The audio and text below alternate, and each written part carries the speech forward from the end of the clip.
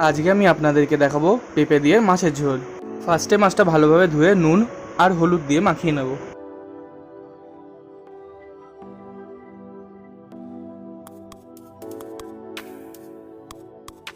তেল গরম হয়ে গেছে, এবার আমি মাছগুলো এক এক করে ছেড়ে দেবো।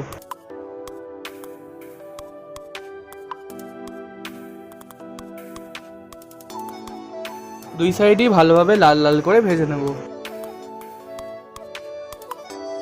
এবার মাছগুলোকে এক সাইডে করে নেব।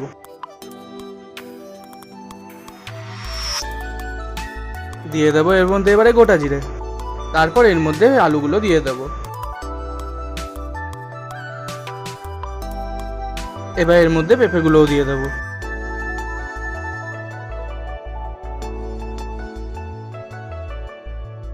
এবার এর মধ্যে দেবো টমেটো আদা বাটা।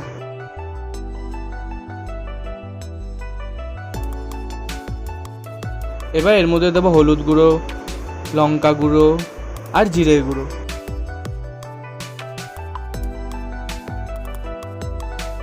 এবার এর মধ্যে দেবো গুঁড়ো গরম মশলা।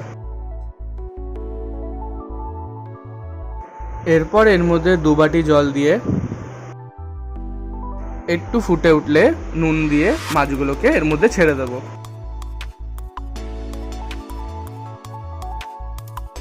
এবার কিছুক্ষণের জন্য মাছটাকে ঢেকে রেখে দেব।